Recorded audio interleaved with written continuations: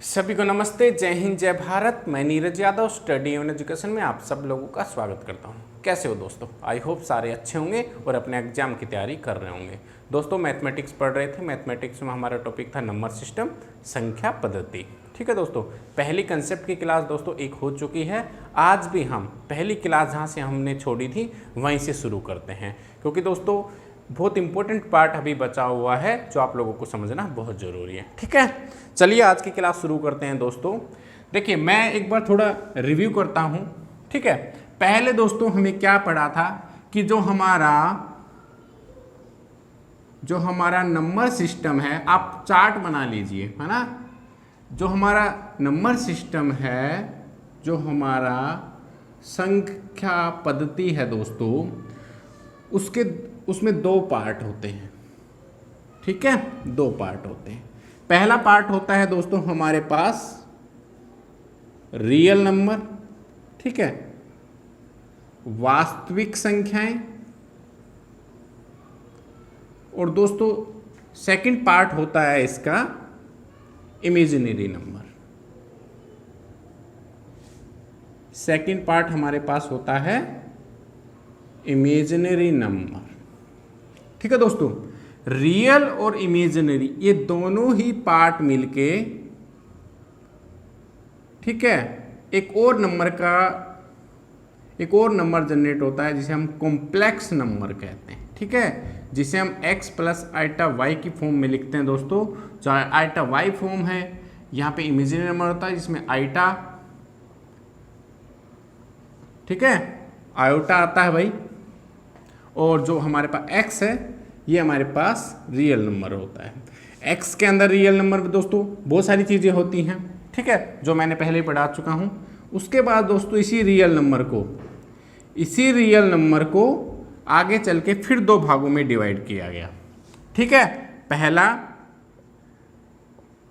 Rational number, ठीक है, जिसे प्रिमेय संख्याएं कहा गया। ठीक है, और सेकंड पार्ट इसका हुआ हमारे पास इनरेशनल नंबर, अप्रिमेय संख्याएं। ठीक है दोस्तों, अब रेशनल नंबर को भी फिर डिवाइड किया गया भाई, क्योंकि रेशनल नंबर हमारे पास क्या होता है, पॉजिटिव भी होता है, ठीक है, जीरो भी होता है और नेगेटिव भी होता है। ठीक है, पॉजिटिव और नेगेटिव दोनों मिलके क्या बनाएंगे, हमारे पास होल नंबर बनाएंगे, पूर्ण संख्याएं बनाएंगे। नहीं, उससे पहले भाई आपके पास इंटीजर नंबर रहेगा और इधर रहेगा आपके पास फ्रैक्शन नंबर। ठीक से, इसमें हम भिन्न पढ़ेंगे। और इंटीजर हमारे पास पॉजिटिव नेगेटिव सारी चीज़ होती है। इंटीजर में भी हमारे पास सेम पॉजिटिव, जीरो, नेगेटिव तीनों होती हैं। और यहाँ पे इंटीजर के अंदर दोस्तों जो पॉजिटिव नेगेटिव है इसको भी फर्दर डिवाइड किया गया। ये हमारे पास बनाएगा होल नंबर, पूर्ण संख्याएं। ठीक है, और इंटीजर को हम क्या कहेंगे दोस्तों, इंटीजर हमारे पास होता है पूर्णांक, हिंदी वाले भाई। ठीक है, होल नंबर और दूसरा इसका पार्ट होता है इंटीजर का ही एक और पार्ट होता है दोस्तों, दूसरा पार्ट होता है इंटीजर का ही। कहाँ लिखूं भाई, यहां लिख देता हूं। इंटीजर के भी दो पार्ट होते हैं। ठीक है, पहला हमारे पास होगा होल नंबर, पूर्ण संख्याएं। और दोस्तों उसके बाद हमारे पास सेकंड पार्ट होता है इसका नेचुरल नंबर, प्राकृतिक संख्याएं। होल नंबर को पूर्ण संख्याएं कहेंगे। ठीक है, अब दोस्तों जो ये नेचुरल नंबर है ये भी फर्दर डिवाइड हो जाता है। उसके बाद हमारे पास बढ़ता है प्राइम नंबर, उसके बाद हमारे पास बढ़ता है कंपोजिट, उसके बाद हमारे पास बचता है दोस्तों इवन नंबर और हमारे पास बनता है ओड नंबर। ये दोस्तों नेचुरल पार्ट है, नेचुरल नंबर का ही पार्ट होता है प्राइम नंबर, अभाज्य संख्याएं, कंपोजिट होता है दोस्तों भाज्य, इवन होता है सम संख्याएं, ये होती हैं ओड होती हैं विषम संख्या। ये दोस्तों आपका ट्री चार्ट है, ऐसे ही चलता है। अगर मैं कल को आपसे पूछूं क्या रेशनल नंबर रियल नंबर होता है, आप कहोगे यस, क्योंकि दोस्तों आगे क्वेश्चन आने वाले हैं, इसीलिए दोबारा बता रहा था पाई चार्ट, क्योंकि पिछली क्लास में दोस्तों मैंने ये चार्ट नहीं, मैंने रेगुलर पढ़ा है, आप लोगों को थोड़ा सा अनबैलेंस लगा होगा, है ना। तो इस चार्ट को भी अच्छे से बना लीजिए। पहला नंबर सिस्टम हमारे पास दो भाग होते हैं, एक वास्तविक संख्या होती है, एक इमेजिनरी, ये दोनों मिलके कॉम्प्लेक्स नंबर बनाते हैं, आपको पता है। रियल नंबर फर्दर दो भागों में डिवाइड हो गया, रेशनल इनरेशनल, रेशनल नंबर फिर दो भागों में डिवाइड हो गया, इंटीजर पूर्णांक में, फ्रैक्शन भिन्न में, और उसके बाद जो इंटीजर है वो फर्दर हमारे पास दो भागों में डिवाइडेड हो गया। दूसरा भाग मैं यहाँ पे ही लिख देता हूँ, कुछ बच्चे कहेंगे नेचुरल नंबर, जिसे कहेंगे प्राकृतिक संख्याएं, ठीक है। इसी से आगे दोस्तों इंटीजर को जो पूर्णांक है, इसी को ही, क्योंकि यहाँ झग नहीं थी यहाँ लिख दिया, दो भाग हो गए, एक हो गया होल नंबर, एक प्राकृतिक नंबर। होल नंबर में दोस्तों सब आते हैं, नेगेटिव इनफाइनाइट से लेके 3 2 0 1 2 3 इनफाइनाइट तक। प्राकृतिक में दोस्तों 1 2 3 आता है, मतलब पॉजिटिव रहता है नंबर, ठीक है। नेचुरल नंबर आगे जाके अभाज्य, भाज्य, सम और विषम में डिवाइड हो गया। ये पूरा का पूरा उतार लो, स्क्रीनशॉट ले लो लोग, बहुत जरूरी है, ठीक है भाई। आगे चले, चलिए भाई। आप तो भाई ट्री बन का, आप तो आपको सारे आंसर दे दोगे ना, कौन सा रियल है कौन सा नहीं है, हैं होल नंबर किस में आता है। चलिए भाई आगे चलते हैं। अब दोस्तों आगे हमारा जो नंबर सिस्टम है, आखिर उसमें हम नंबर लिखते हैं, संख्या लिखते हैं कोई भी। मान लो हमने, आपने कहा हमने 24 लिखा, ठीक है दोस्तों, 24 नंबर लिखा, तो दोस्तों अगर हम इसे मैथमेटिक्स टर्म में पढ़ें, 24 तो है ही, लेकिन ये जो नंबर है हमारे पास, ये नंबर हमारा कैसे बनता है दोस्तों, 10x। अगर मैं 2 डिजिट की बात करूंगा, 2 डिजिट की बात करूंगा दोस्तों, ये 10x प्लस y। इसमें जो हम इकाई का अंक बोलते हैं ना आप लोग, ये इकाई, उसके बाद बोलते हो जी ये दहाई। तो दोस्तों 10x प्लस y ये कंप्लीट नंबर होता है, जिसमें y हमारे पास इकाई का अंक हो गया और 10x हमारे पास दहाई का अंक हो गया, ठीक है भाई। इकाई मतलब यूनिट यार, यूनिट प्लेस, इतना समझ जाओ, ठीक है। मान लो दोस्तों आपके पास कई बार वो कह देता है कि संख्या के अंक पलटने पर, तो दोस्तों हमारे पास संख्या तो ये है, जब इसके अंक पलट दिए, y की जगह 10x की जगह 10y प्लस y की जगह x, मैंने अंक पलट दिए, तो उनके अंकों का अंतर तो डायरेक्ट भी दोस्तों आप निकाल सकते हो। डायरेक्ट याद रखना, क्योंकि आपको सोल्व करने में आसानी रहेगी, नहीं तो आप कैसे करोगे, 10x प्लस y, इसमें से आप घटाओगे 10y प्लस x, ठीक है। ये 10x plus y minus 10y minus x, कितना बच गया दोस्तों, 10x में से, या अगर आप कहो उल्टा कर लो, चाहिए इसको ऐसे भी कर लो, या फिर आप उल्टा भी कह सकते हो कि 10y प्लस x में से 10x प्लस y घटा दिया, मतलब ये अंक पलटने पर है, अंक पलटने पर, और ये दोस्तों हमारे पास संख्या है, ठीक है। अंतर क्या रहेगा, जब हम उनको अंक पलट देंगे तब हमारे पास क्या आएगा दोस्तों, तो आप डायरेक्ट भी लिख सकते हो ten Y plus X minus ten X minus Y. अब टेन वाई में से वाई गए तो 9y माइनस 9x, 9 कॉमन ले लिया, y माइनस x। तो दोस्तों आप डायरेक्ट याद कर लो कि जब भी वो कहे कि कोई संख्या है उसके अंक पलट दिए गए उसका अंतर, तो आप कहोगे 9 ब्रैकेट में y माइनस x। ठीक है, या फिर अगर दोस्तों पहली संख्या अगर बड़ी हुई तो ये उल्टा भी हो जाता है, 10x माइनस y। ये क्वेश्चन के अकॉर्डिंग चेक करना पड़ेगा आप लोगों को। ठीक है भाई, इतना याद हो गया, आगे चले।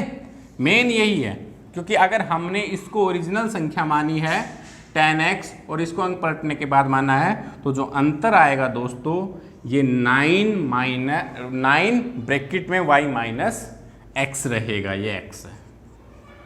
ठीक है, अब इसको प्रूव कर अंतर देख लो भाई, या फिर आप करके देख लो कि जी मान ले हमारे पास 10x प्लस y एक संख्या है, तो ये जो 24 नंबर आया ये कैसे आता है? इकाई का अंक दोस्तों हमारे पास क्या है? y हमारे पास है 4 और हमारे पास ढाई का अंक कितना है? ढाई का अंक मतलब 2। ये हमारे पास इकाई का अंक है, ये हमारे पास ढाई का अंक है। आप दोस्तों 10x की जगह 2 रखो प्लस y की जगह आप 4 रख दो, कितना आएगा? 10 दूनी 20 प्लस 4 24। आंसर यही तो था, यही तो संख्या आ गई आपके पास। आप कोई भी मान लो आपने 74 माना, ये आपके पास इकाई का अंक हो गया, ये आपके पास ढाई का अंक हो गया। बस y की वैल्यू 4 रखो, x की वैल्यू आप 7 रखो, 74 ही आएगा। समझ में आ गया? इससे आगे चलें। चलिए भाई, क्वेश्चन दोस्तों मैं करवाऊंगा इस क्लास के बाद, आपके क्वेश्चन ही कराऊंगा, डोंट वेरी। ठीक है, एक बार आप ये समझ लो कि नंबर सिस्टम में आखिर होता क्या, आपको पता तो होना चाहिए। डायरेक्ट क्वेश्चन शुरू कर दूं, अंदाजा ही नहीं लगेगा कितना नंबर सिस्टम पढ़ना है, क्या क्या पढ़ना है। और एक बात और, कुछ क्वेश्चंस दोस्तों बहुत सारे टीचर्स वो नंबर सिस्टम में ही करवा देते हैं। ठीक है, मैं आपको वो सिंप्लीफिकेशन में भी करवाऊंगा। तो नंबर सिस्टम और सिंप्लीफिकेशन पूरा का पूरा एक इकट्ठा चैप्टर मानना। ठीक है, पहले नंबर सिस्टम कंप्लीट करा देता हूँ, इसके तुरंत बाद सिंप्लीफिकेशन। पूरा चैप्टर आप इकट्ठा पढ़ना, क्योंकि कुछ क्वेश्चन नंबर सिस्टम के सिंप्लीफिकेशन में आते हैं, सिंप्लीफिकेशन के कुछ नंबर सिस्टम में आते हैं। ठीक है, तो पूरा इकट्ठा पढ़ेंगे। सिर्फ सोल्व करना ही नहीं है कि एक आपके पास हमारे पास एक क्या होता है भाई, वी डी मोस पढ़ा होगा ना आपने, V4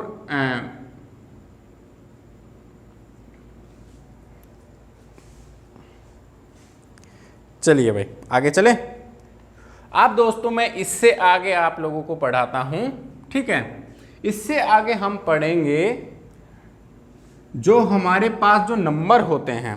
ठीक है, नंबर जैसे हम 2 से विभाजित करें, 3 से विभाजित करें, कैसे पहचानेंगे कि ये डिविजिबल 2 से है, ये 2 से भाग हो सकता है, 3 से भाग हो सकता है, इस टाइप से करेंगे। ठीक है, आप डालिए डिविजिबिलिटी। ठीक है, इसे क्या बोलेंगे? डिविजिबिलिटी को विभाजन। अब डिविजिबिलिटी में दोस्तों हमें क्या करना है? सबसे पहले 2 से भाग कौन सी होने वाली, क्या पहचान है? 3 से भाग जो मैं लिखा हूं दोस्तों वही करना है। 4 से भाग, 5 से, 6 से, 7 से, 8 से, 9 से, 10 और 11, बस यही पढ़ना है। जब भी दोस्तों 2 से भाग की बात करेगा, दोस्त आप देखते ही कैसे पहचानोगे कि 2 से भाग जा रही है? आप उसका सिर्फ यूनिट प्लेस देखना, इकाई का अंक देखना। अगर वो आपको लगे कि ये सम है, सम संख्या मतलब 2, 4, 6, 8, 10, 12 चलते जाओ, या फिर 0 है, 0 है या 2, 4, 6, 8 सम संख्या है, वो 2 से डेफिनेटली भाग जाएगी, करके देख लेना। 3 से भाग जाए, देखते हैं कैसे पता लगाओ आप उनका। मान लो कि हमारे पास संख्या दे रखी है ये इस तरह की इतनी बड़ी, तो 3 से भाग जा रही है, आप क्या करोगे, इसके नंबर जोड़ लोगे, 1 + 2 + 3 + 0 + 4 कितने हो गए, 3 2 5 और 1 6 4 10। नहीं, ये 10 से भाग नहीं होगी। लेकिन अगर यहाँ पे 3 होता, मान ले तो 9 3 से भाग चला जाता। मतलब हम जो भी संख्या दे रखी होगी उसके जो नंबर होंगे उन सभी को ऐड कर लेंगे, और वो अगर 3 से डिवाइड हो रही है तो वो 3 से पूरी संख्या डिवाइड हो जाएगी। ठीक है, अब आ जाओ भाई 4 से।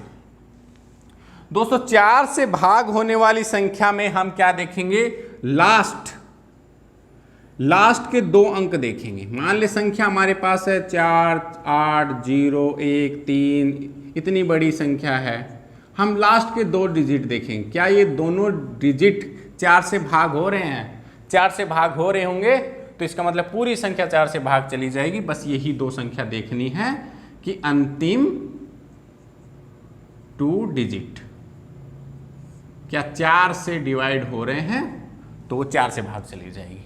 2 से 3 से 4 से समझ गए।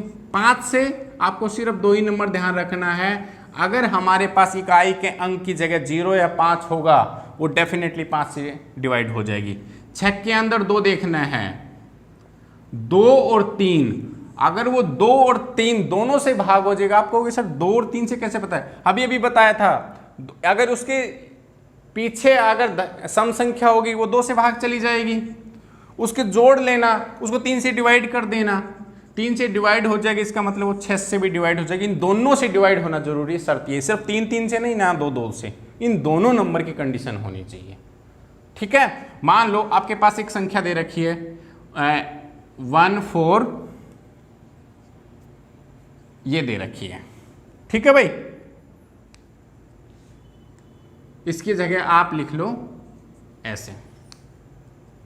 ठीक, ये संख्या दे रखी, आप कहोगे ये 6 से डिवाइडेबल है। आप सबसे पहले क्या देखोगे, यूनिटी प्लेस, सम संख्या है, हाँ है, ये 2 से चली जाएगी। अब इसको जोड़ करो, 1 4 3 4 3 7 1 8 8 4 12, क्या 12 3 से डिवाइड होगा, हाँ होगा। आपने कुछ सेकंड में 5 सेकंड में जान लिया ये 6 से डिवाइडेबल हो जाएगी। इसको पूरा भाग देने की जरूरत नहीं है दोस्तों, ऐसे। ठीक है, चलिए 7 से डिविजिबल। दोस्तों 7 से डिविजिबल में आप क्या करना, मान लो कि आपके पास एक नंबर है 133, 133 नंबर है। आप क्या करोगे, इस 1 का जो पीछे इकाई का अंक है, इकाई के अंक को आप करोगे दुगना।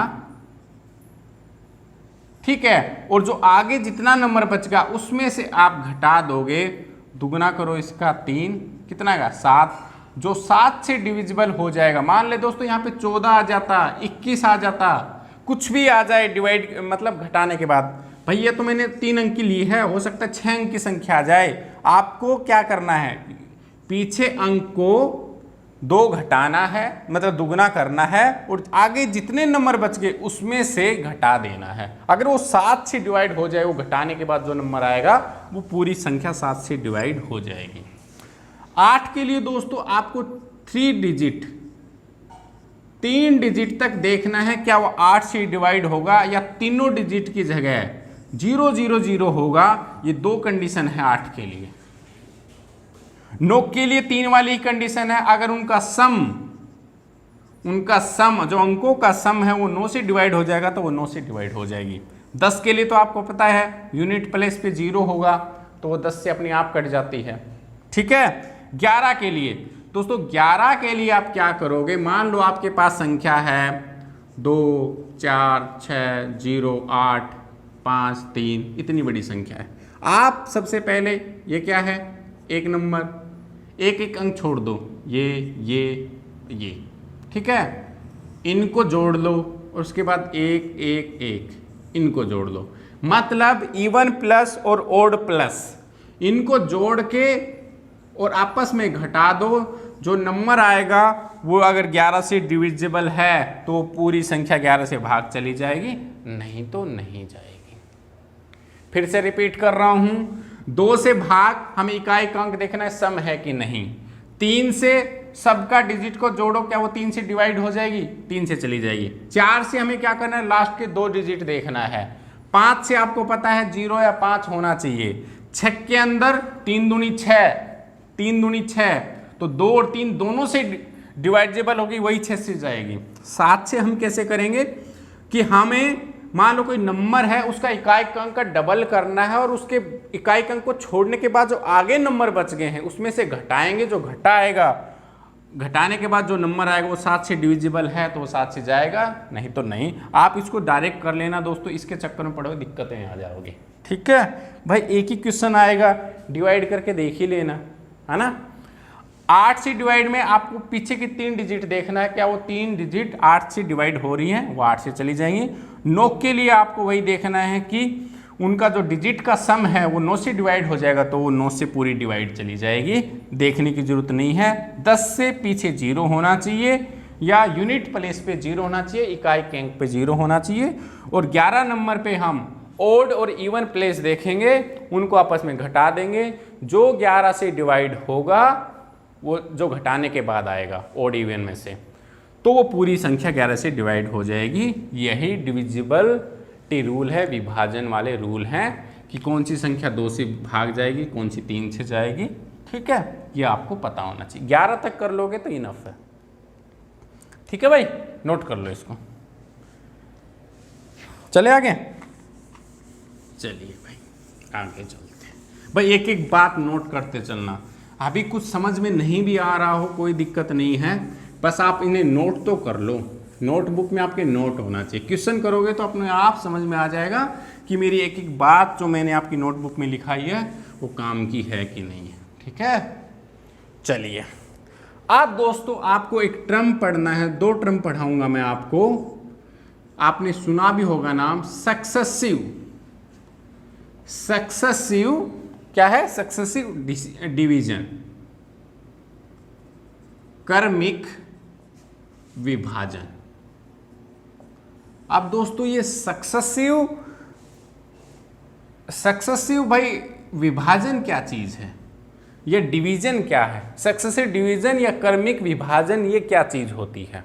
ठीक है, इसमें भाई आपको क्या करना है, मान लो एक एग्जाम्पल लेते हैं। उसने कहा कि जब हम किसी संख्या को 4 से डिवाइड कर रहे हैं, 4 से भाग दे रहे हैं, तो जो हमारे पास जो शेषफल है वो 1 बचता है।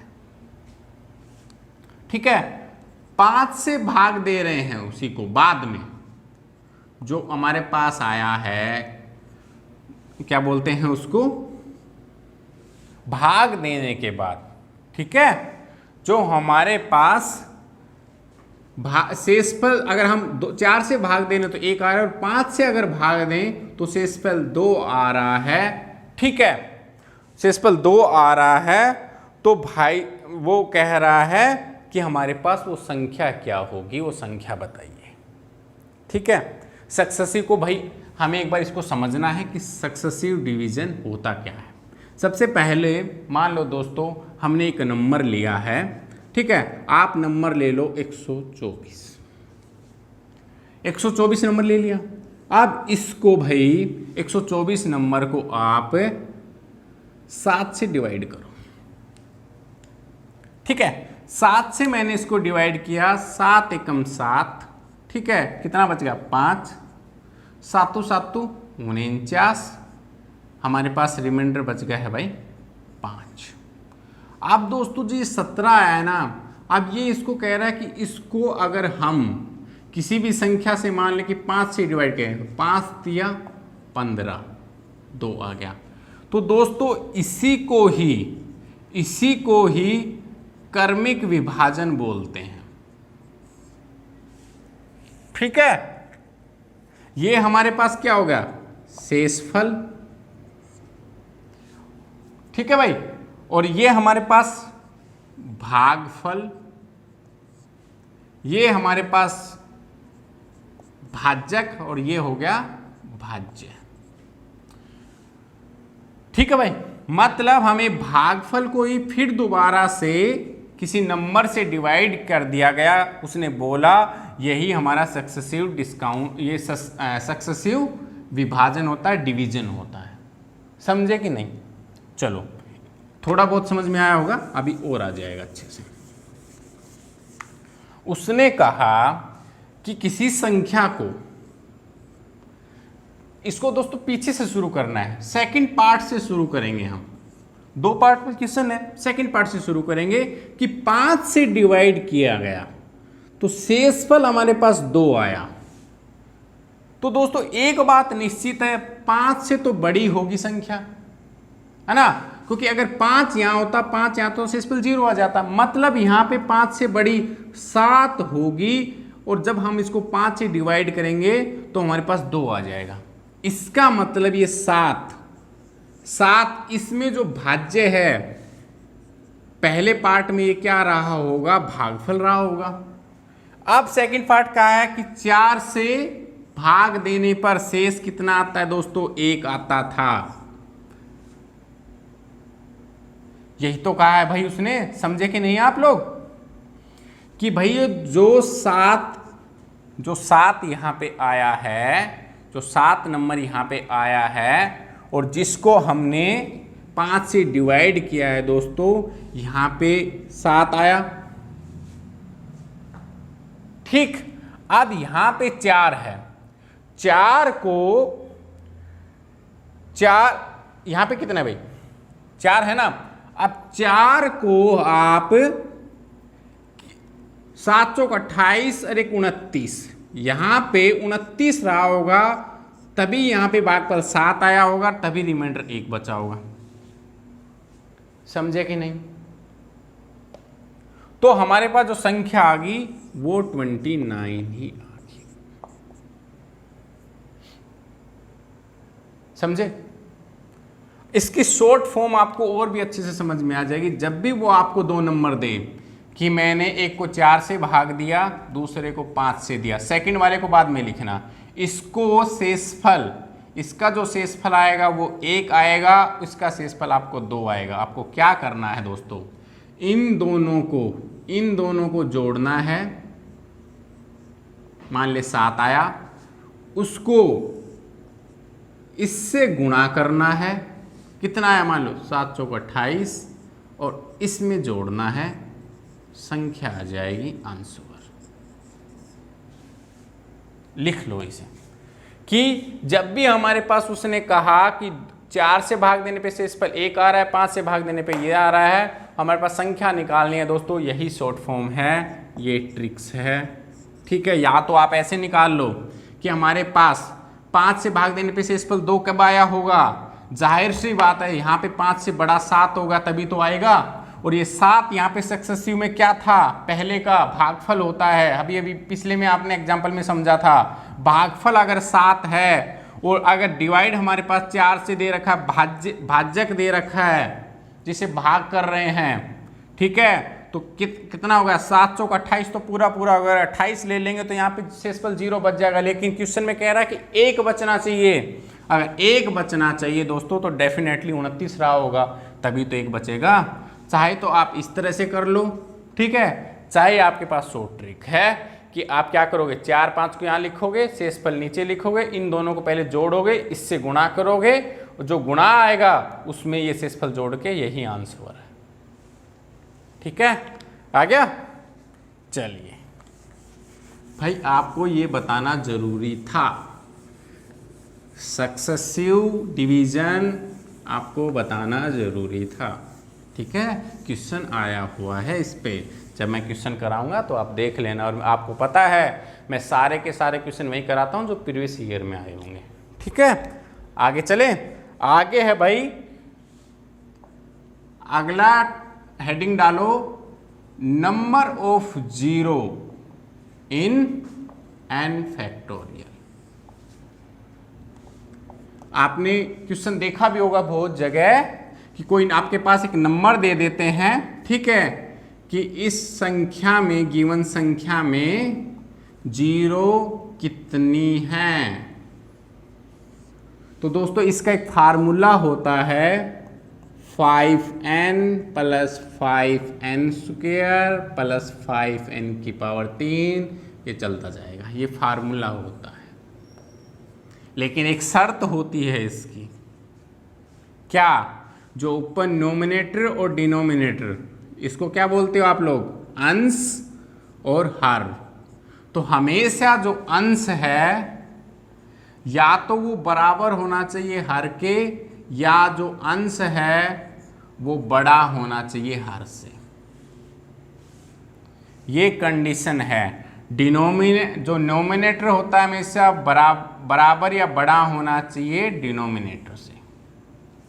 मान लो एग्जाम्पल लो आपके पास कि 100 फैक्टोरियल कहे कि 100 फैक्टोरियल में जीरो कितनी आती हैं, तो आप क्या करोगे? 5 की पावर 100 प्लस 5 की पावर कितनी? भाई उल्टा लिख दिया ना फार्मूला उल्टा हो गया भाई। फार्मूला होता है भाई ऐसे, 5 की पावर 2 प्लस n की पावर 5 की पावर 3, इस तरह से ये फार्मूला होता है भाई। ठीक है, अब इसमें जो n है हमारे पास 100 है, 100/5 हमारी कंडीशन है। ऊपर वाला अंश है, अंश बड़ा है हर से, बड़ा है। अगले में फिर 100 लिया, आप 5 की पावर 2 25, ये भी बड़ा है, छोटा है। अगला 100 5 की पावर 3 करेंगे तो 125 आ गया। हाँ, ये सेटिस्फाई नहीं करा, इसको पार्ट को हटा देंगे, ये 2 ही लेंगे, इन 2 को सोल्व कर देंगे। कितना आ जाएगा? 25 चौक 100, 5 चौक 20, 20 प्लस 4, मतलब अगर वो पूछे 100 फैक्टोरियल में जीरो कितनी है तो आप कहोगे 24। अगर वो 50 दे दे, 25 फैक्टोरियल दे दे, सिर्फ n की जगह रखना है, कर लोगे ना भाई? आ गया समझ में? ये आता है क्वेश्चन कि आपके पास संख्या दे देगा और बोलेगा उसमें जीरो कितनी है। Number of zero in n factorial का जो फार्मूला होता है ये होता है। हल्का सा दोस्तों मैंने उल्टा लिख दिया था, ये करेक्ट है, इसे करेक्ट कर लेना। n/5 प्लस n की पावर 5 की पावर 2, n की ऐसे चलता जाएगा। कंडीशन ध्यान रखना, हमें ये कब तक लिखना है?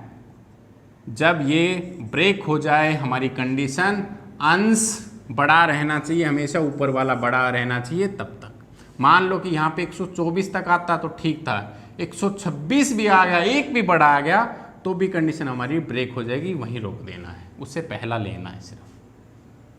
ठीक है, मान लो किसी क्वेश्चन में ऐसा होता 150, 150/5, 150/5 5 25, 150/125 प्लस 150/5 की पावर 4। यहाँ ब्रेक हो रहा है, यहीं छोड़ दो, ये 3 ही लेते हैं। समझ में आ गया? चलिए आगे चलें। चलो भाई आगे चलते।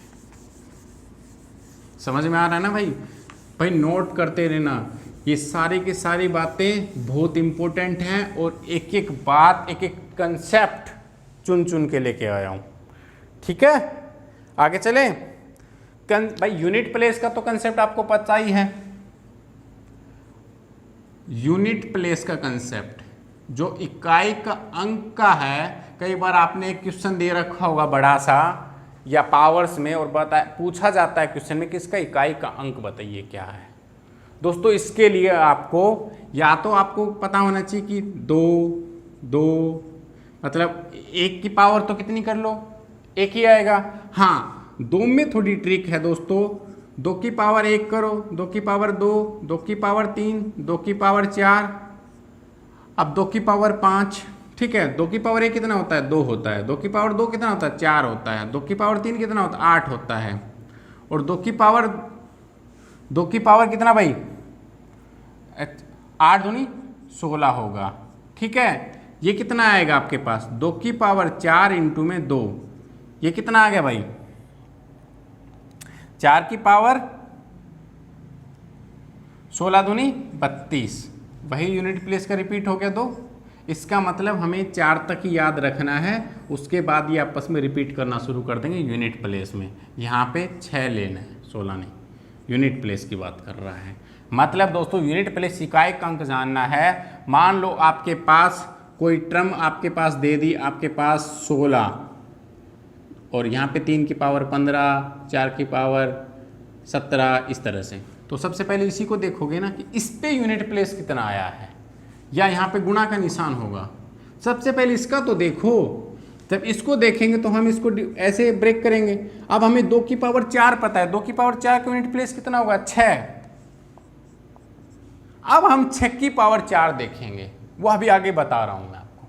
मतलब ये है कि आपको इतना पता होना चाहिए डायरेक्ट, ठीक है। आप कहोगे जी 3 आ जाए तो, भाई 3 के लिए कितना आ जाए, या तो 3 रहेगा या 9 रहेगा, बस। उसके बाद कहोगे सर 3 की पावर 3, तो दोस्तों 3 की पावर 3 करेंगे तो कितना आ जाएगा अपने पास, 9 तिया 27, 7 आ जाएगा। 3 की पावर 4 करेंगे तो कितना आ जाएगा, 9 9 3 की पावर 9 गुणा में 9 9 81, 1 आ जाएगा। उसके बाद दोस्तों जितना रिपीट करो, 3 की पावर 5 लिखोगे, 3 की पावर 5 लिखते ही दोस्तों वापस रिपीट कर देगा, 3 आ जाएगा, फिर 9 आएगा, 7 आएगा, 1 आएगा। मतलब हमें 3 की पावर 4 तक ही पता होना चाहिए, ठीक है। ऐसे ही आप 4 का निकालो,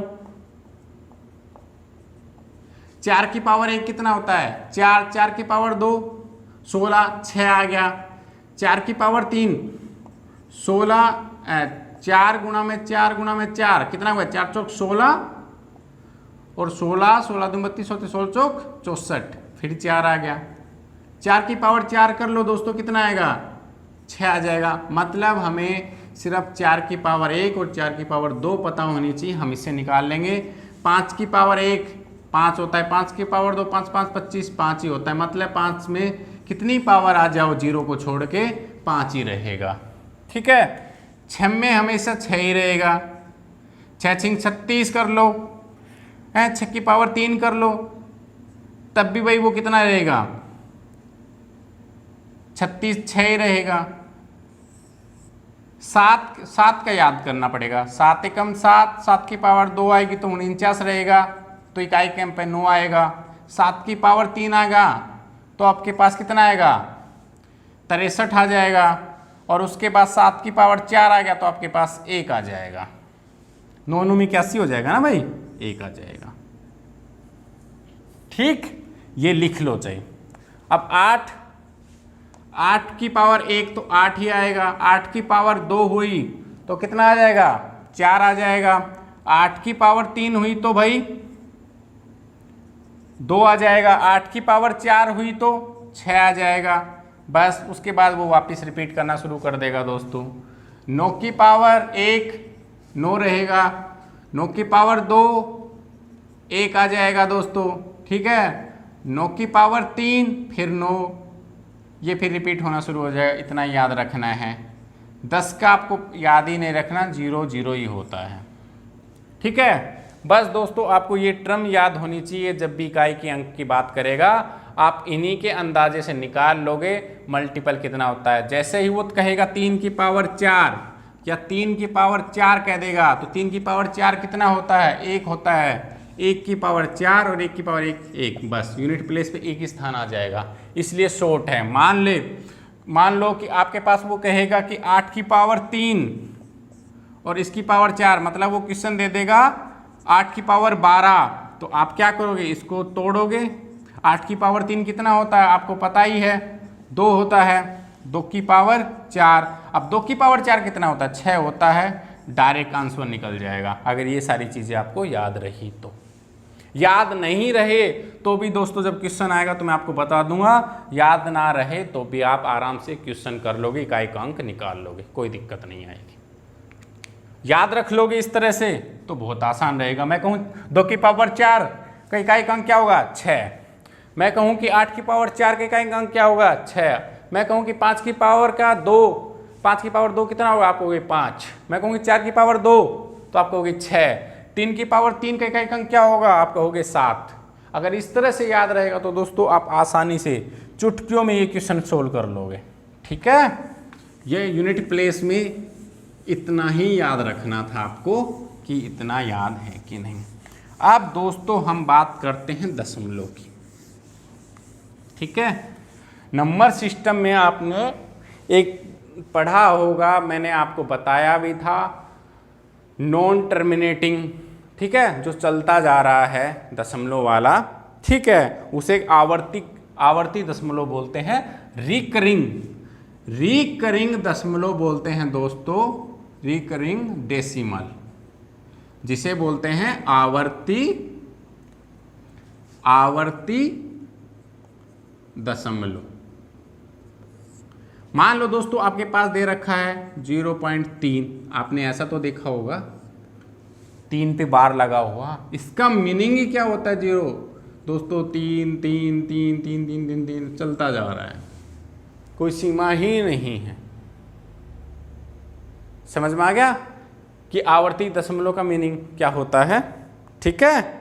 और अगर प्योर, अगर इसके सामने प्योर और लगा देंगे तो दोस्तों क्या हो जाएगा, इसका मीनिंग होता है, मान लो कि आपने पूरी की पूरी संख्या 053, तो 053 053 मतलब 053 053 053 मतलब पूरे के पूरे नंबर रिपीट हो रहे हैं, इसमें एक ही नंबर रिपीट हो रहा है। इसमें अगर मान लो कि 7 3 2 होते तो ये रिपीट होते 7 3 2 7 3 2 7 3 2, मतलब पूरी की पूरी संख्या रिपीट होती, उसे प्योर बोलेंगे, प्योर रिकरिंग डेसिमल, आवर्ती दशमलव बोलेंगे उसे, ठीक है।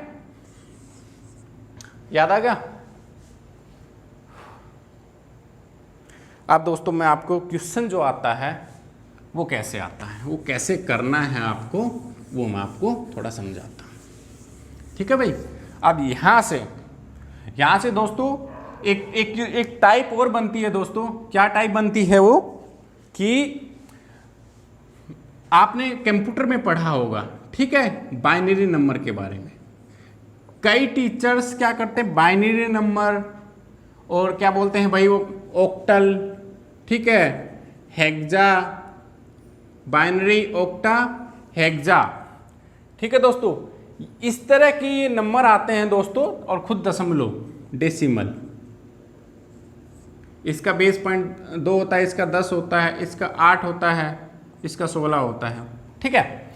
ये क्या होते हैं, या अगर आप कमेंट करोगे तो मैं अगली क्लास में यही करवा दूंगा, नहीं तो मैं इसकी एक स्पेशल क्लास अलग से ले लूँगा, मिक्स नहीं करते हैं, ठीक है। रोमन नंबर तो मैंने एक क्वेश्चन देखा था और क्वेश्चन मैंने ये भी देखे थे, लेकिन ये कंप्यूटर का पार्ट भी है, मैं इसकी एक अलग से क्लास लूँगा लास्ट में, नंबर सिस्टम खत्म होने के बाद, या जब भी मुझे टाइम मिलेगा, मैं ये कहोगे तो मैं अगली क्लास में करा दूंगा, नहीं तो जब फ्री रहेंगे हम तब ये पूरा का पूरा कंसेप्ट अच्छे से सीख लेंगे, कैसे नंबरों को कन्वर्ट करते हैं, ठीक है। वैसे आपका पार्ट है नहीं, लेकिन क्वेश्चन कंप्यूटर वाले टीचर भी आपको करवाते होंगे, उसमें सीख लेना, नहीं तो मैं आपको शॉर्ट तरीके से भी सिखा दूंगा, ठीक है।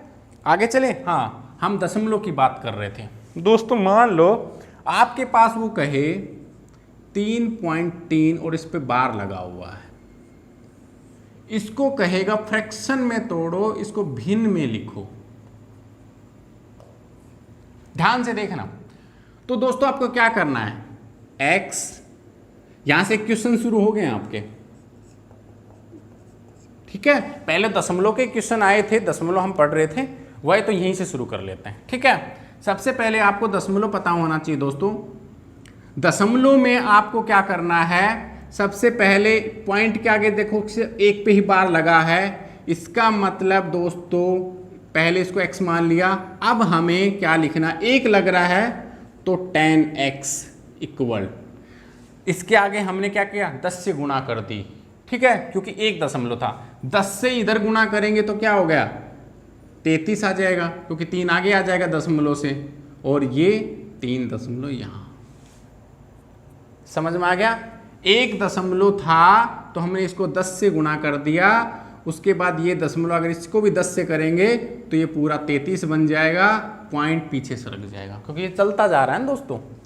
अब हम क्या करेंगे, 10x 33 3 और हमें x 3 3, ऐसे ही है।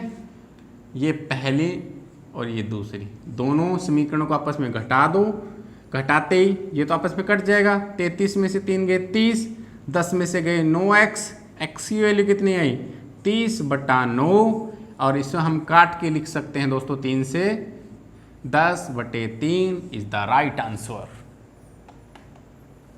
आ गया समझ में। सिखाना बहुत तगड़ी चीज, बस आपको कोई नो वगैरह कुछ याद करने की जरूरत नहीं है। बस यहाँ पे देखो 1 दशमलव है, यहाँ पे 10 से गुणा कर दी हमने, इसको एक सेकंड समीकरण बना लिया, इन दोनों को आपस में घटा दिया, 10/3 आ गया। एक और लें, ठीक है भाई। अगला क्वेश्चन और लेते हैं कि उसको भी भिन्न में कन्वर्ट करना है। आपकी बार एक दो का ले लें, ठीक है, 2 का ले लेते हैं। मान ले कि 15, इसको भाई आप भिन्न में कन्वर्ट करो। अब क्या x 15.17 बार लगा हुआ है, दशमलव के बाद देखो 2 अंक हैं, इसका मतलब हम यहाँ क्या लेंगे, 2 अंक के बाद 100। अब 15 2 से गुणा करेंगे, 17 अंदर आ जाएगा, 17 फिर भी रहेगा, बस कोई दिक्कत नहीं है। एक टर्म हमारे पास ये, एक ये, दोनों आपस में घटा दो। 15.17 ये 100x है भाई, इसमें से x घटाओ, ये आ गया हमारे पास 15.17 घटाओ, यहाँ कितना बचेगा आपके पास 99x, और ये कितना बचेगा आपके पास, ये तो कटेगा, यहाँ 1512, तो x की वैल्यू हमारे पास क्या आई 1512/99। ऐसे कर लो, किसी को कोई दिक्कत? कभी दोस्तों आपको बुक में देख के कभी समझ में नहीं आएगा, आज के बाद आप कभी नहीं भूलोगे। इस तरह से अगर आपको दशमलव में दे रखा है जो नॉन टर्मिनेटिंग है और उसको भिन्न की फॉर्म में लिखना है, तो आपको इससे सिंपल कोई भी तरीका नहीं मिलेगा। ठीक है, एक और एग्जांपल ले लें। चलो भाई एक और एग्जांपल लेते हैं, एक एग्जांपल और लेते हैं दोस्तों। मान लो कि हमारे पास x की वैल्यू दे रखी है 3, और ये सिर्फ पीछे दे रखा है, इसके एक पीछे दे रखा है। x की वैल्यू भाई x तो मान ही लेते हैं, इसको भिन्न की फॉर्म में लिखो, सिर्फ एक ही दे रखा है। ठीक है, तो अब हम जब हमारे पास इस तरह का केस दिया गया हो तो दोस्तों हमें कितना मानना है, हमें दोस्तों ये देखना कि दशमलव के बाद जो बार है वो कितने नंबर पे है, 1 पे है, तो हम इसको 10 से ही गुणा करेंगे, क्योंकि दशमलव के बाद 1 पे ही बार है, तो 1 पे बार है, तो इसका मतलब जब इसको भी 10 से गुणा करेंगे तो 2 अंदर सरक जाएगा, 32 यहाँ और दशमलव 3 और 3 दशमलव यहाँ। ये बात समझ में आई कि नहीं भाई? हमें नंबर तो उतना ही बनाना है, नंबर तो हमें उतना ही बनाना है कि जब ये 2 इधर सरक गया, इसका मतलब ये 3 तो चलता जा रहा है, ये 2 इधर सरक गया तो ये 3 ने इसकी जगह ले ली, लेकिन ये चलता जा रहा था, इस पे बार वापिस आ गया। समझ में आया कि नहीं? ये अच्छे से नोट कर लो एक एक पॉइंट। अब इसको घटा दो, 10x इक्वल टू 32.3.0, इसमें से x माइनस 3 और ये 2 3 दशमलव, ये तो कटेगा आपस में, इसमें क्या बचेगा, एक पॉइंट की जगह 32 में से 3 कितने गए तो 29, ये 9x, तो x की वैल्यू कितनी आ गई 29/1 9। अगर इसको भी करोगे तो 291.0 90, यह आ गया आपके पास। ऐसे कर लो। एक और लिखता हूं, एक और देखो भाई जल्दी से। मान लो आपके पास ये दे रखा, अब की बार 2 है पीछे बार। अब तक आपने पहले क्या सीखा था, दशमलव के बाद सभी पे बार था। अब की बार भाई 3 तो ठीक है, 3 के बाद 15 रिपीट होना शुरू किया है, मतलब ये कैसा है 15 15 15 15 15 ऐसे है। ये 3 तो एज इट इज ही है। ठीक है, जब भी इस तरह से नॉन टर्मिनेटिंग आ रहा है, खत्म ही नहीं हो रहा है और उसको भिन्न की फॉर्म में लिखना है, तो दोस्तों इसको x मानेंगे। ठीक है, कितने पे बार है 2 पे, इसका मतलब हम 100 से गुणा करेंगे, 12 अंदर और ये 31 अंदर आ जाएगा हमारे पास। अब यहां पे तो हमें 2 नंबर तक लेके आना है, 2 नंबर तक। इसका मतलब दोस्तों हमारे पास क्या आएगा भाई, ये नंबर 31 तो अंदर आ गया है, पीछे हमारे पास क्या बच गया है 5 5 5 5 5 पॉइंट, भाई ये 5 इधर आएगा ना, 5, उसके बाद 15 एज इट इज। समझ में आया कि नहीं ये बात समझ में आई कि नहीं? मतलब दोस्तों क्या हुआ, बार हमारे पास था यहाँ तक, ठीक है। अब हमें 2 अंक लेना है, 3 और 1 अंदर आ गया है। अब कितना बच गया है? 1, 5 इधर सरक गया। उसके बाद संख्या 15 15 15 ऐसे ही तो थी, यहाँ तक तो हमने सोल्व कर लिया। 15 15 आ रहा है तो 15 पीछे लगा दिया, ठीक है। अब x ये कितना आएगा? 12/315। पीछे वाला कैंसिल, 5 में से 3 गया, 0.2। और यहाँ पे कितना बचेगा भाई? 31। यहाँ 11 में से 2 गए 9, ठीक है। यहाँ 12 में से 1 इधर गए 2 में से गए 1, 1219.2, ये 99x को इधर ले लो और ये आएगा हमारे पास 12,992,990 की। इसको सोल्व कर लेना, यही आंसर। नॉन टर्मिनेटिंग दोस्तों इससे अच्छा कोई नहीं पढ़ा सकता, ठीक है। चलें आगे चलें भाई। रिमाइंडर थ्योरम और कंसेप्ट है वो और जल्दी से देख लो दोस्तों, बहुत जरूरी है।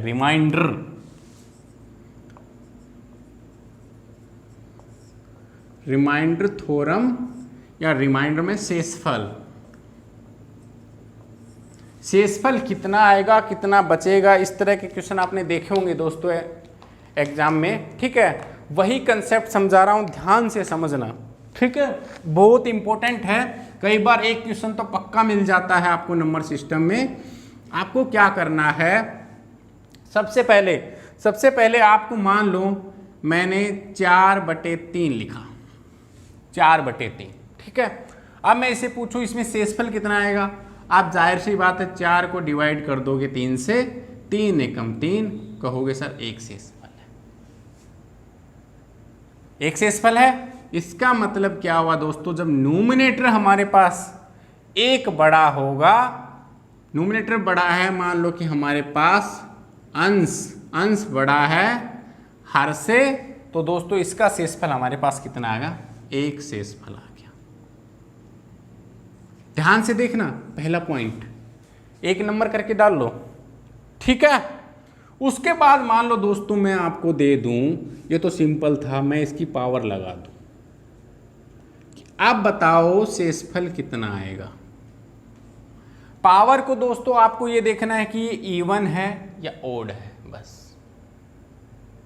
आपको इवन है कोई दिक्कत नहीं है, जब भी ऊपर वाला बड़ा हो आपको कुछ नहीं देखना, पावर को भूल जाओ। 4 को 3 से डिवाइड करो, कितना है? 1, तो इसका शेषफल का आंसर भी 1 ही आएगा। यही रिमाइंडर है, यही रिमाइंडर होता है। रुको भाई, बहुत इंपॉर्टेंट चीज आने वाली है, ये तो शुरुआत है, रुक जाओ, ठीक है। अब मान लो दोस्तों आपके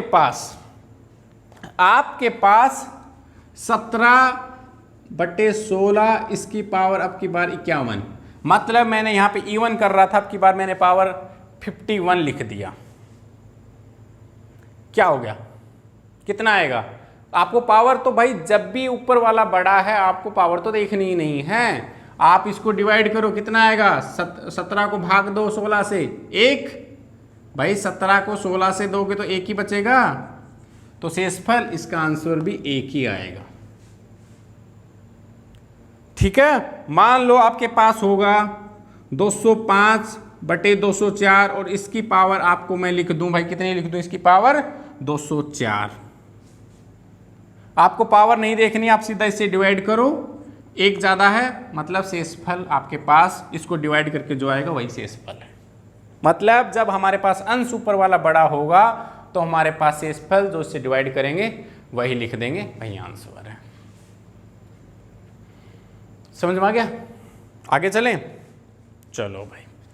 आप दोस्तों अब तक तो अंश ऊपर वाला बड़ा कर रहे थे, अब मैं उसको छोटा कर देते हैं, ठीक है। अब उसको छोटा कर देते हैं और इसकी पावर लगा दी 15, नंबर 1।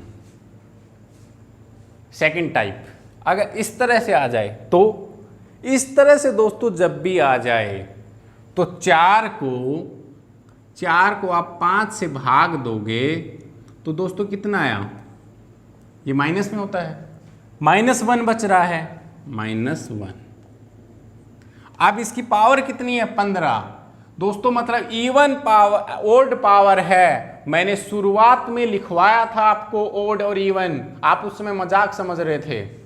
जब भी आपके पास अंदर आपके पास ऊपर ओड पावर होगी तो अंदर क्या होगा, इवन नहीं बनेगा, ओड का ओड रह जाएगा और ये हमारे पास -1 आ जाएगा। ठीक है, और जब -1 आया तब हमें इसका जो अपना हर है, हर में से ये माइनस घटा देंगे तो 4 हमारे पास शेषफल होगा। आंसर दोस्तों -1 नहीं, शेषफल हमेशा पॉजिटिव रहता है, शेषफल कभी भी नेगेटिव नहीं करना है।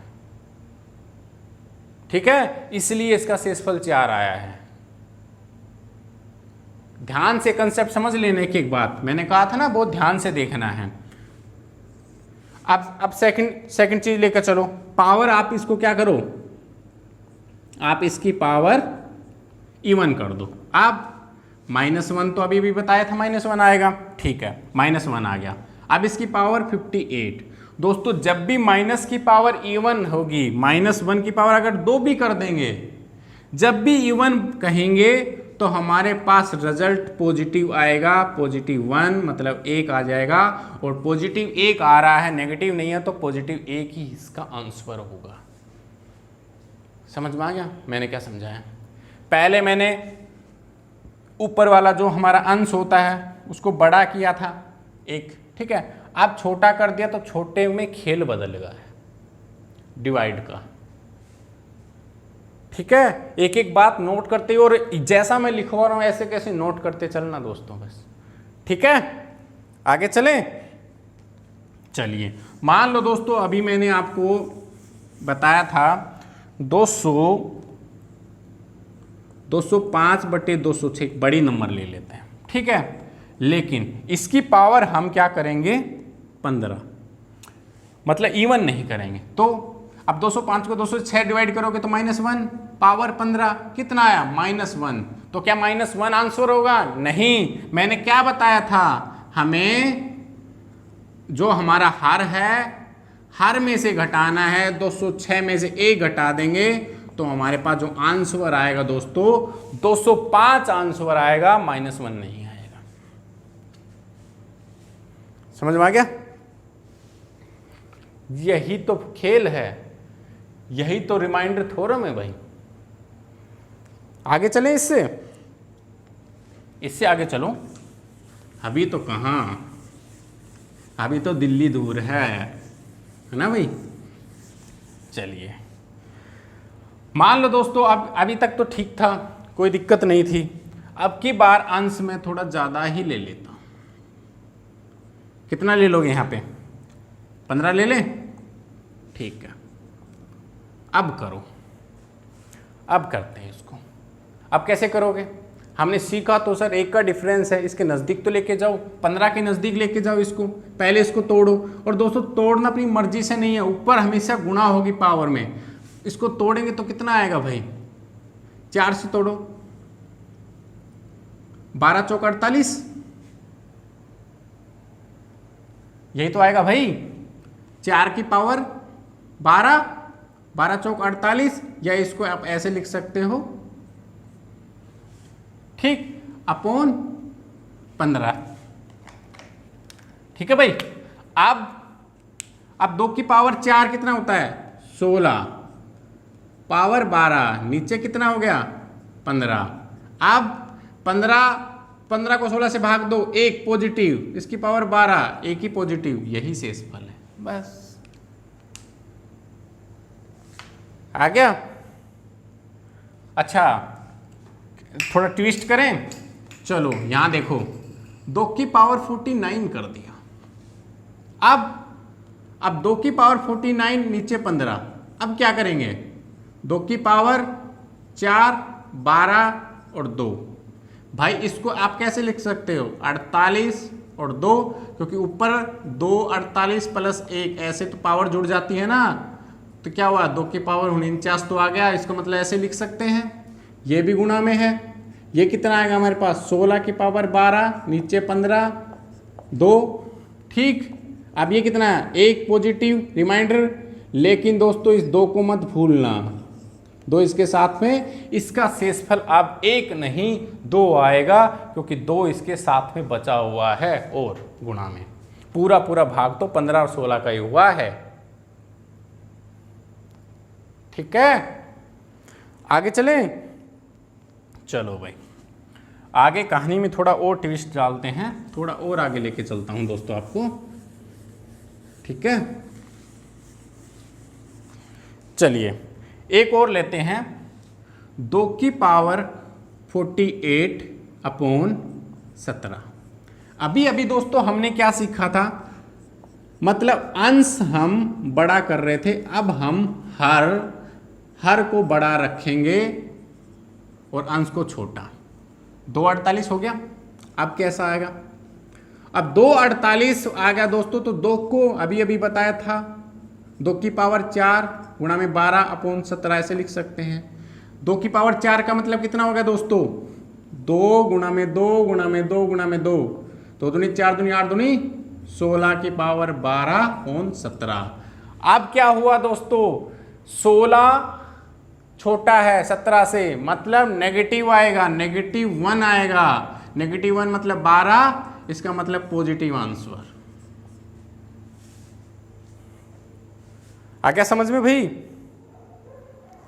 मान लो दोस्तों 2 की पावर, आप कह दो कि 2 की पावर सर 49 होता, तब 2 की पावर अगर 49 होता तब क्या होता, तब दोस्तों 2 की पावर 4 गुणा 12, 2 की पावर 1 अपॉन 17। अब इसको कैसे लिखते हम, 16/17 पावर 2 2.1। अब -12 इंटू में 2, ये कितना आया हमारे पास, +1 इंटू में 2, तो हमारे पास 2 पॉजिटिव आंसर रहेगा, इसका आंसर 2 आएगा दोस्तों। तो कोई सर वो अब घटाने वाला नहीं आया, आएगा, अभी आएगा। इससे आगे तो चलो भाई, मान लो दोस्तों 2 की पावर 52 होता, और यहां पे हम लिखते आपके पास 17। ठीक, अब क्या होगा, अब 2 की पावर 4 इंटू में 13 चौक 52 लिख सकते हैं 17। 2 की पावर 4 को हमें पता है 16, 13 की पावर, अब दोस्तों -1, अब 13 यहाँ पे क्या ऑड था, इवन था, यहाँ ऑड आ गया है, इसका मतलब दोस्तों -1 आ गया। -1 नहीं लिखेंगे, ये अंश है 17 में से 1 जाएगा, तो हमारे पास जो आंसर आएगा वो 16 आएगा। कहां घुमाना है आपको समझ में आ गया होगा। ठीक है, एक स्टेप और आगे करवाऊं, मान लो दोस्तों 2 की पावर 53/17 होता, तो 2 की पावर 52 इंटू में 2 की पावर 1/17। 2 की पावर 52 को कैसे लिखते हैं, अभी बीता था, 2 की पावर 4 13 चौक 52, 2 की पावर 1/17। ठीक, ये कितना आएगा, 16 की पावर 13/17 इंटू में 2, और ये -1 13 इंटू में 2। अब दोस्तों ये कितना आ गया हमारे पास, -1 इंटू में 2। अब हमारे पास -2 आया। अब दोस्तों -1 नहीं, 17 में से -2 घटाएंगे और आंसर आएगा 15। अब क्लियर हो गया होगा एक एक बात, यही, इससे बाहर आपकी रिमाइंडर थ्योरम नहीं है। ठीक है दोस्तों, मैंने आपको पहले ही कहा था बाइनरी डेसिमल की क्लास मैं फिर कभी ले लूंगा, कई टीचर इसी में करवाते हैं, मैं इसकी एक अलग से क्लास ले लूंगा, सिंप्लीफिकेशन खत्म होने के बाद एक अलग से क्लास ले लेंगे। ठीक है, सारे नंबर कन्वर्ट करने की। ठीक है, वैसे वो कंप्यूटर का पार्ट है, लेकिन मैं नंबर सिस्टम में ही, लेकिन सिंप्लीफिकेशन के बाद करवा दूंगा वो। ठीक है, अब दोस्तों यहाँ तक पूरा का पूरा नंबर सिस्टम का जो कंसेप्ट है वो खत्म होता है। कल मैं आपको क्वेश्चन कराऊंगा दोस्तों कापी पेन लेके बैठना, हर एक जो मैंने लाइन यहाँ पे लिखवाई है हर एक पे क्वेश्चन प्रीवियस ईयर के आए हुए हैं, वो मैं आपको बताऊंगा कि कैसे क्वेश्चन पूछता है और आपको कैसे तैयारी रखनी है। क्वेश्चन हम कल करेंगे, ठीक है? तब तक के लिए बाय, पढ़ते रहिए।